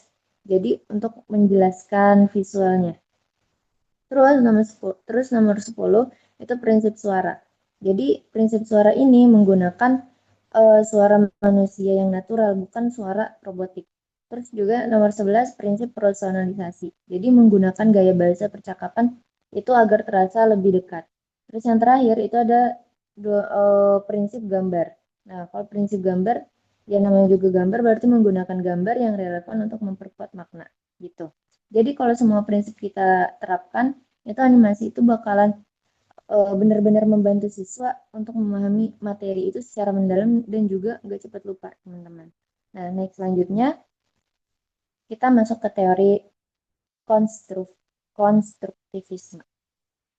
Nah, teori konstruktivisme Jean Piaget dan Lev Vygotsky. Gitu. Nah, teori ini tuh menjelaskan bahwasanya pengetahuan itu nggak diberikan begitu saja, tapi dibangun secara aktif oleh peserta didik gitu. Jadi proses belajar tersebut itu melalui pengalaman langsung, interaksi sosial, juga refleksi diri. Nah, jadi animasi ini bisa menjadi alat yang sangat efektif untuk membantu siswa mengeksplorasi, juga mencoba, juga berpikir kritis terhadap suatu konsep. Gitu. Misal kita belajar bersama atau dibimbing oleh guru sebagai scaffolding. Artinya tuh kayak animasi pembelajaran yang interaktif itu bukan hanya menampilkan informasi, tapi juga mendorong siswa aktif membangun makna dari animasi tersebut, dari pelajaran tersebut. Nah, gitu. Next slide. Jadi ada strateginya, strategi dari animasi berdasarkan konstruktivisme. Nah, seperti yang sudah dijelaskan sebelumnya, konstruktivisme ini menekankan bahwa siswa membangun sendiri pengetahuannya, ya kan, melalui pengalaman belajar yang aktif dan bermakna. Jadi strateginya yang pertama aktifkan pengetahuan yang sudah dimiliki siswa. Misal sebelum animasi dimulai, jadi kita tuh memberikan pertanyaan pemicu gitu agar siswa itu mengaitkan materi yang baru itu dengan pengalaman sebelumnya. Terus kedua, ada fokus pada proses, bukan hanya hasil akhir. Jadi animasi bisa menampilkan langkah-langkah atau tahapan bagaimana sesuatu terjadi. Lalu yang ketiga, libatkan siswa secara aktif. Misal dengan memberi kontrol untuk menjeda, mengulang, atau kayak memilih urutan animasi yang ingin dipelajarinya gitu. Yang keempat, itu integrasikan konteks sosial. Jadi animasi itu bisa digunakan dalam kegiatan diskusi atau kerja kelompok itu agar siswa itu saling bertukar ide gitu dan juga bisa membangun pengetahuan bersama. Terus yang terakhir itu ada fasilitasi pemecahan masalah. Nah, animasi ini sebaiknya itu menyajikan situasi atau permasalahan yang mendorong siswa itu berpikir kritis dan mencari solusi, teman-teman. Nah, lanjut ke teori berikutnya, slide next slide. Kita ada teori beban kognitif, John Sweller. Nah, teori ini tuh sangat penting ya Kak, ya teman-teman, dalam merancang animasi pembelajaran. Karena itu berkaitan langsung dengan cara kerja memori manusia, gitu. Sweller itu menjelaskan bahwasanya memori kerja memiliki kapasitas yang terbatas, gitu teman-teman. Terus animasi ini menampilkan terlalu banyak elemen, misalnya teks, gambar, suara, dan efek bergerak sekaligus, maka bisa terjadi beban kognitif berlebih. Akibatnya, siswa jadi sulit memahami materi. Jadi, karena itu, animasi pembelajaran harus dirancang secara efisien, fokus hanya pada informasi yang benar-benar penting, dan mendukung tujuan pembelajaran gitu. Jadi, prinsipnya sederhana itu lebih baik, selama maknanya tetap kuat dan jelas gitu. Next slide, ada jenis beban kognitif dan strategi animasi. Nah, teori ini tuh membagi beban kognitif menjadi 3 jenis, teman-teman. Yang pertama, intrinsic load, yang artinya itu tingkat kesulitan alami dari materi itu sendiri. Gitu. Misal kayak konsep fisika gitu. Terus yang kedua ada external load, yaitu beban yang muncul dari hal-hal tidak relevan dalam animasi, kayak efek visual berlebihan atau musik latar yang mengganggu. Itu jadi untuk menghindari daripada itu kita menggunakan prinsip coherence, yaitu menampilkan elemen yang benar-benar mendukung pembelajaran saja gitu. Yang ketiga ada Germane Law, yaitu Jerman, yaitu beban yang justru membantu proses pembentukan skema. Jadi animasi yang baik justru meningkatkan beban, terus misalnya kayak lewat penjelasan yang logis atau visualisasi hubungan sebab akibat gitu. Nah, ada ya beberapa strategi animasi yang bisa diterapkan untuk menyimbangi ketiga jenis beban ini, yaitu kayak segmentasi, ada cueing atau penandaan visualisasi, terus ada kontrol animasi oleh pengguna, juga ada penggunaan narasi. Jadi, dengan menerapkan teori beban kognitif ini, kita bisa memastikan animasi pembelajaran tidak hanya menarik, tapi juga mudah dipahami dan efektif secara mental, teman-teman. Gitu. Nah, oke, sebelum kita tutup bagian teori, tadi kan ada 2 teori tambahan ya, yang pastinya juga penting untuk dipahami. Karena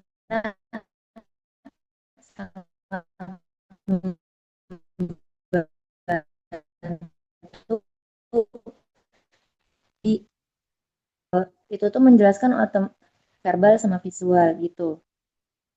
Terus Contohnya aja deh. Contohnya itu siswa melihat animasi tentang proses hujan sambil mendengarkan narasi yang menjelaskan tahapannya. Jadi otak mereka itu membentuk dua representasi visual tentang awan serta verbal dari narasi gitu. Nah, teori kedua ada teori multimedia interaktif yang dikembangkan dari pemikiran Richard Mayer dan Moreno. Itu tuh juga termasuk kepada teori multimedia yang pertama tadi tuh. Nah, dalam konteks animasi itu tuh berarti siswa diberi kendali untuk berinteraksi gitu, teman-teman. Jadi, baik teori dual coding, pengkodaan ganda maupun multimedia interaktif itu sama-sama mengingatkan kita bahwasanya animasi itu kalau animasi yang efektif itu bukan sekedar indah atau menarik, tetapi juga harus membantu otak memproses informasi dari dua jalur secara seimbang dan memberi ruang bagi siswa untuk terlibat aktif gitu, teman-teman. Nah, untuk materi selanjutnya saya kembalikan dulu kepada moderator. Terima kasih.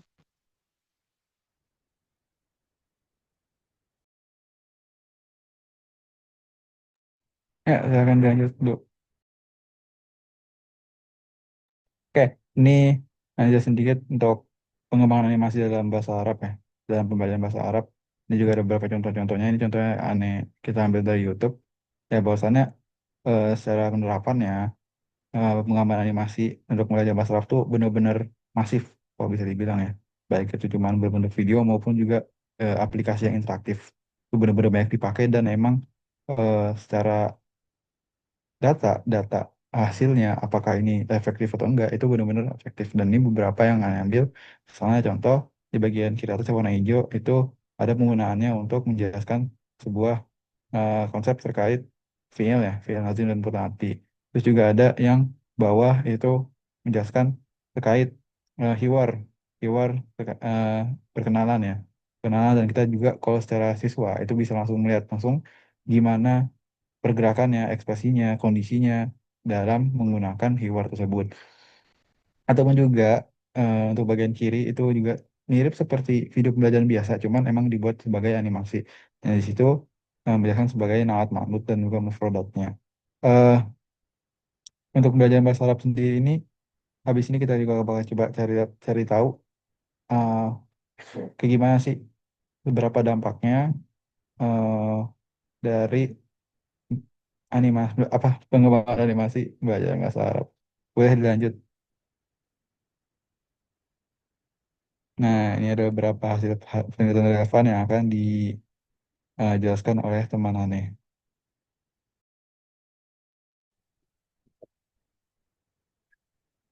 Baik, terima kasih atas kesempatannya. Saya melanjutkan. Sekarang di sini ada beberapa hasil penelitian relevan terkait penggunaan media animasi dalam pembelajaran. Untuk penelitian pertama berjudul Penerapan Media Animasi dalam Pembelajaran Sejarah Kebudayaan oleh Nurlani dan Munawwarah di tahun 2020. Penelitian ini dilakukan di SDIT Atikah Masjid Garut.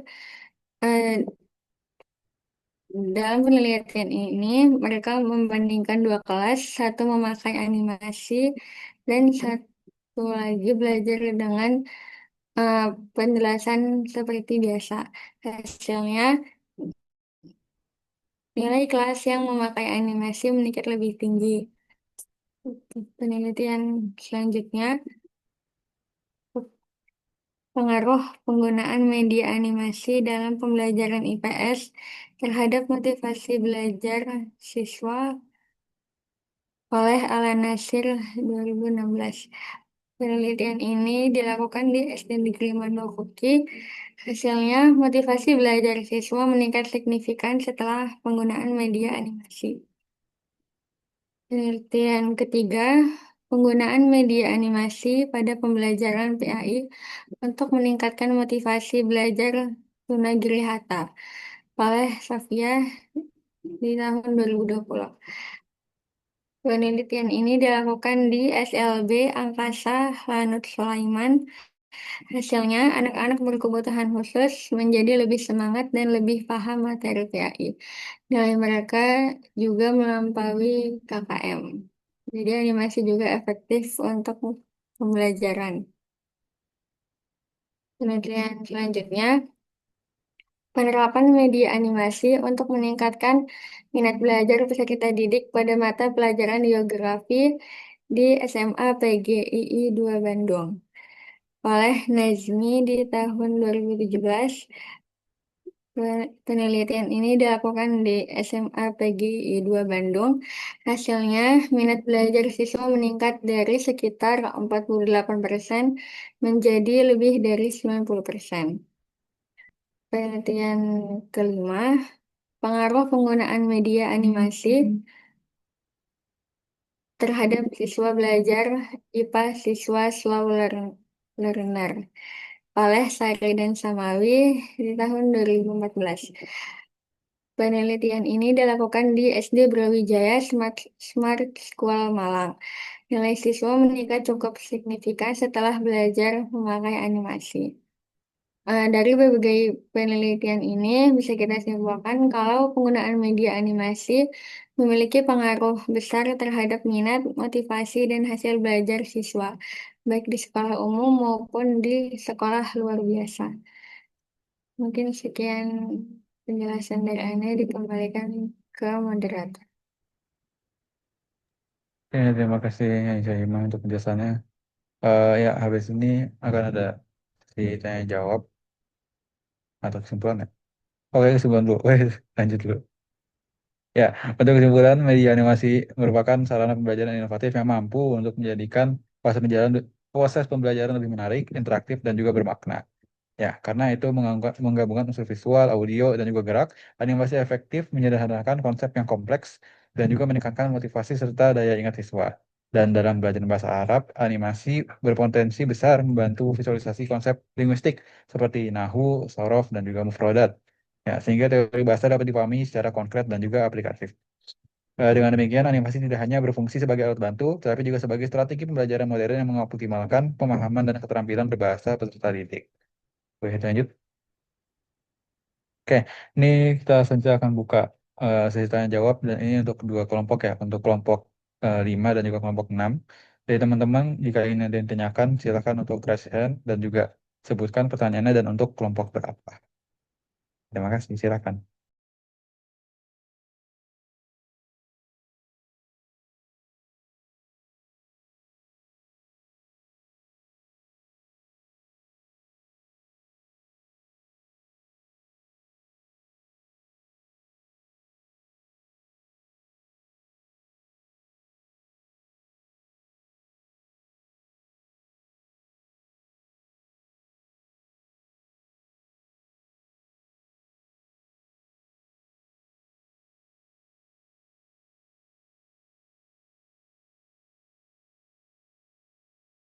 Ya, silakan saya Putri.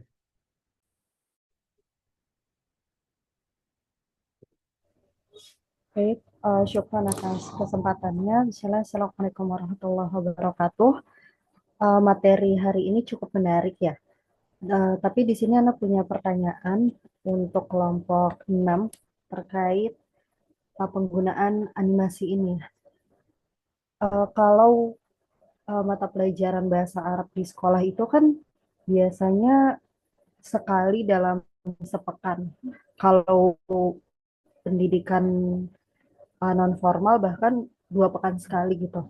Nah, penggunaan animasi ini kalau untuk 3 bulan itu lebih baik dilakukan berapa kali agar tidak terjadi cognitive overload gitu.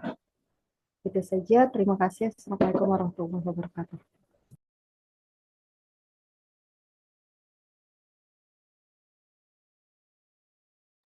Assalamualaikum warahmatullahi wabarakatuh. Syukran Sabiti. Ini teman-teman ada yang ditanya lagi? Jika ingin bertanya melalui kolom chat juga disilakan ya.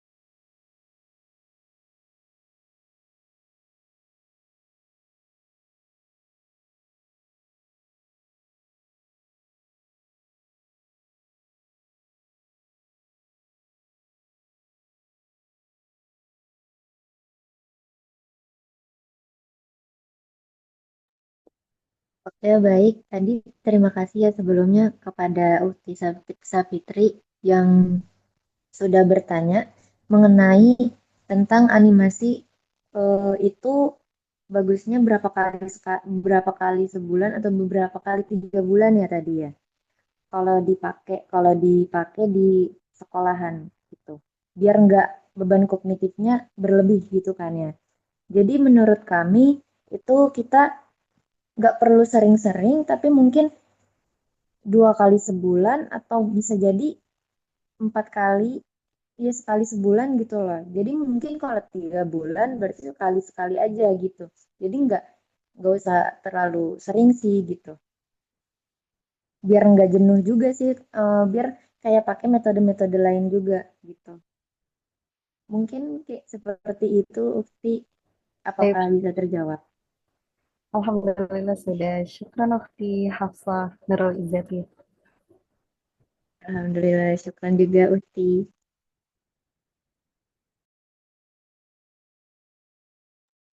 Izin saya nimbrung ya, berkomentar, moderator, eh, terkait dengan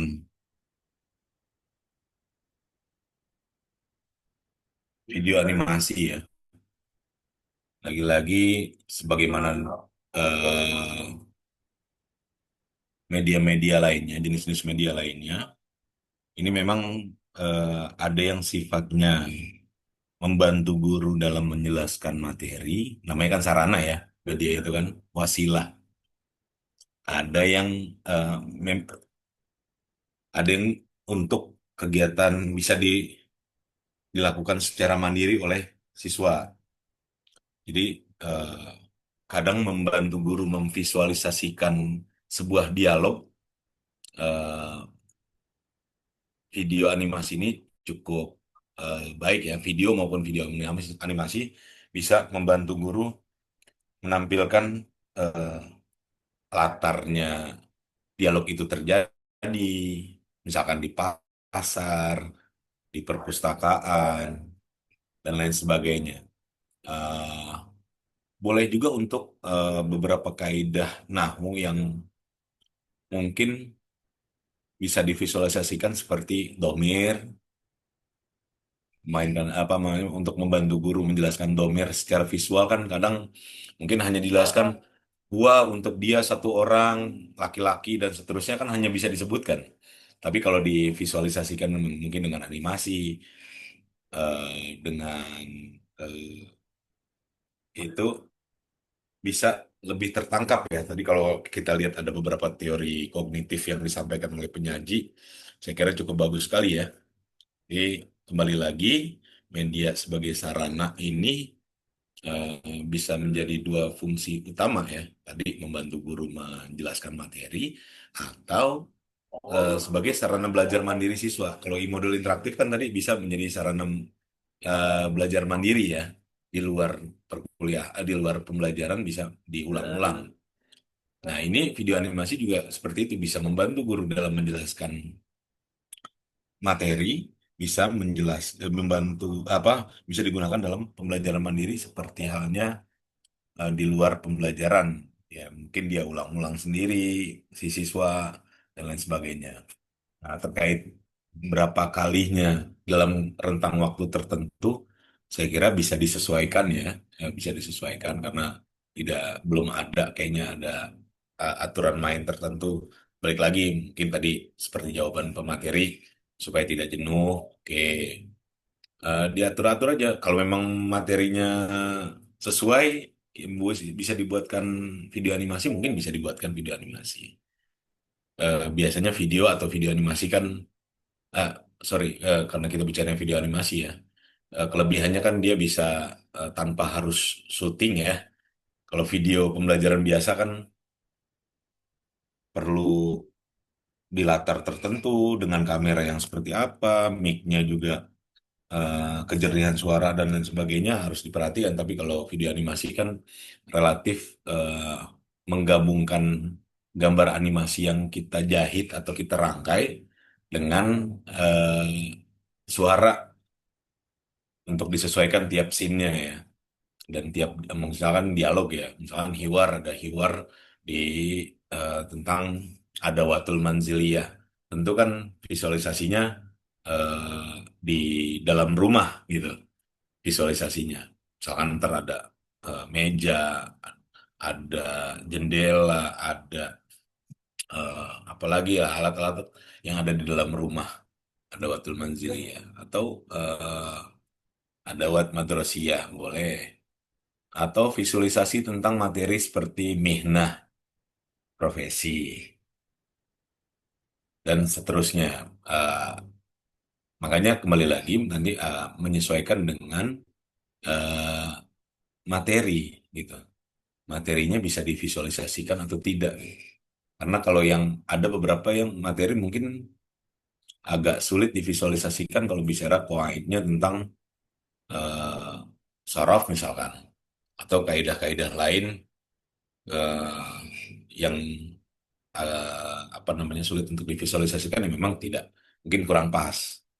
Tapi kalau hiwar tadi atau yang belum saya temukan tuh mungkin bisa menjadi ide teman-teman ya, boleh dicatat.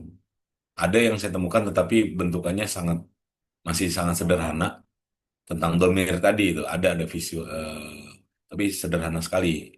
Nah, itu bisa dibuat kalau dianimasikan mau dibuat karakter berapapun kan kita bisa sesuaikan gitu.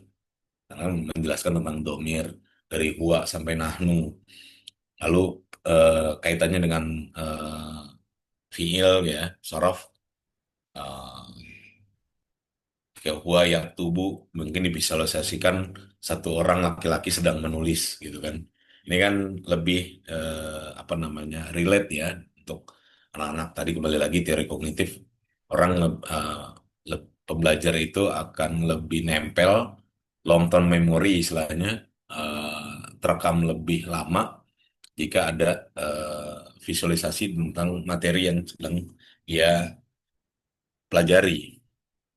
Tapi di slide keberapa tadi saya perhatikan ada istilahnya beban kognitif ini juga harus diperhatikan ya. Artinya jangan sampai kebanyakan elemen-elemen yang tidak mendukung malah lebih menonjol di dalam video animasi tersebut gitu.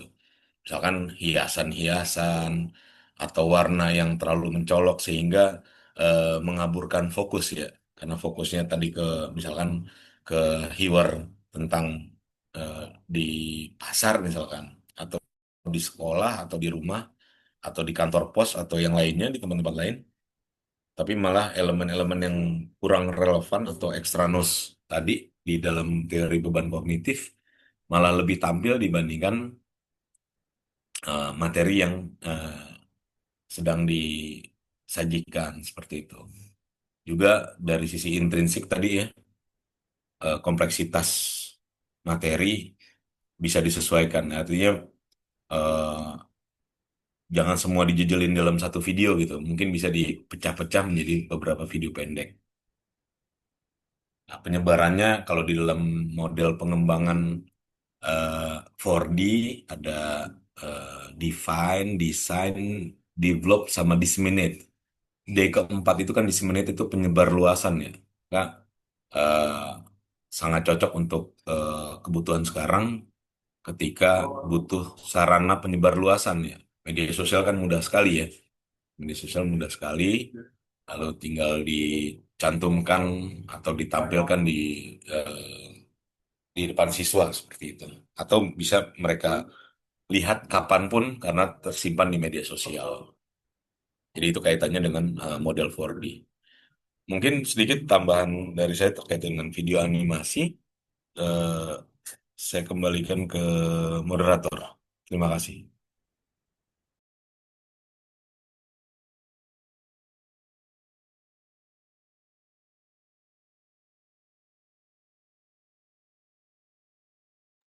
Ya, dari teman-teman yang lain, apakah ada yang pengen ditanya lagi? Mengingat sudah waktu zuhur juga.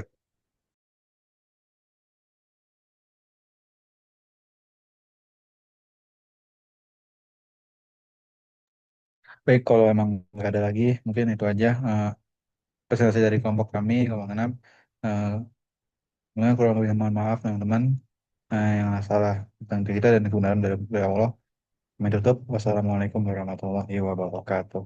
Waalaikumsalam warahmatullahi wabarakatuh. Ya, sebagai penutup, teman-teman sebelum kita akhiri pertemuan kita pada hari ini, udah syukur. Ya. Eh, Mungkin saya tegaskan lagi terkait dengan proyek UTS. Memang desain saya di awal adalah selesai kelompok dulu semua, tetapi menyesuaikan aturan yang baru untuk kami diminta sebagai dosen dan pengajar prodi itu memberikan nilai UTS di rentangan waktu paling lambat 31 Oktober. Eh, saya kira nanti saya akan posting di menjelang tanggal 31 ya. Apa batas waktunya? Kita tetapkan saja di tanggal 30 ya. Kita tetapkan saja tanggal 30 supaya teman-teman masih punya waktu untuk apa namanya memilih dan memilah materi mana yang mau teman-teman angkat sebagai produk media dan media apa yang teman-teman mau tampilkan seperti itu. Nah, nanti untuk proyek ini belum jadi produknya ya, tetapi hanya rancangan. Tetapi rancangan ini kemungkinan nanti kan mungkin kita ada pertemuan setelah kelompok ini selesai kan masih ada dua kelompok lagi kalau tidak salah. Satu atau dua ya? Satu ya, sebentar. Pastikan dulu. Izin Ustadz, masih ada dua Ya, kelompok lagi. dua kelompok lagi ya. Gamifikasi dengan web ya. Gamifikasi dengan web. eh Apa namanya? eh Kalau masih ada dua kelompok, artinya kan masih ada 2 pekan di pekan depan satu kali dan tanggal 30 ya. Artinya nanti kalau kita pilih tanggal 30 sebagai eh, deadline pengumpulan proyek UTS-nya ini eh, bersamaan dengan presentasi kelompok ke-8 ya. Kelompok ke-8 atau ke-9? Ke-8. Kelompok ke-8. Atau saya tawarkan karena tanggal 30 saya juga bertugas lagi di wisuda di mana FBS dan juga lulusan-lulusan PBA ada di dalamnya di tanggal 30. eh 2 kelompok lagi untuk pekan depan di tanggal 23 dan tanggal 30 kita asinkronus hanya pengumpulan proyek rancangan atau desain media itu. Kalau bisa disepakati kita kita tapi balik lagi kesepakatan teman-teman. Karena kaitannya teman-teman yang kelompok terakhir ini mungkin sudah merancang di tanggal 30 gitu. Saya minta tanggapan dari teman-teman. Baik Sepakat. Ustadz, mungkin Ana selaku PJ sebelumnya izin off cam dulu Ustadz Ya, karena ada kendala. Ya, Ana selaku PJ mungkin em, kita akan diskusikan dulu Ustadz. Mungkin boleh, boleh. paling lambat nanti malam atau besok Baik. nanti Ana atau akan dengan ke Ustadz. Ya, baik, baik. Eh, Kalau saya kan sifatnya kesepakatan ya.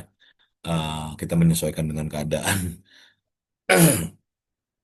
Memang nggak semua yang direncanakan akan berjalan dengan sempurna, tapi kita sesuaikan sebaik mungkin ya, supaya tidak berkurang hak teman-teman juga tidak terlalu membebani gitu. Eh, jadi nanti opsinya adalah apakah tetap kalau pengumpulan saya kira tetap di tanggal 30, tapi terkait dengan tanggal 30 ada wisuda lagi dan saya harus bertugas lagi. Tawarannya adalah pekan depan 2 kelompok atau eh, tetap satu kelompok dan di tanggal 30 karena hanya pengumpulan UTS, proyek UTS rancangan media itu, maka kelompok yang berikutnya di pekan berikutnya lagi gitu. Itu aja ya, ya opsinya yang nanti bisa kalian diskusikan di dalam kelas kedua kelas ini, kelas B dengan C. Begitu ya. Baik Ustadz. Mm-mm. Terima kasih ya. Mohon maaf kalau jika memang perubahan-perubahan di perjalanan ini eh, tidak sesuai harapan, ya saya mohon maaf. Baik, kalau tidak ada yang ingin didiskusikan lagi karena sudah tadi sudah lewat azan zuhur, kita berikan apresiasi untuk kedua kelompok yang sudah menyajikan materi hari ini dengan cukup baik, sangat baik, ya, bukan lagi cukup baik, menurut saya sangat baik, dan memberikan tambahan-tambahan wawasan bagi kita semua pada hari ini. Terima kasih atas kehadiran dan kerjasama teman-teman, dan insya Allah kita akan lanjutkan di pekan depan, dan untuk hasil diskusinya nanti mohon disampaikan. Terima kasih. Kurang lebihnya mohon maaf. Assalamualaikum warahmatullahi wabarakatuh. Waalaikumsalam warahmatullahi wabarakatuh. Ustaz. Syukuran Ustaz. Ustadzin.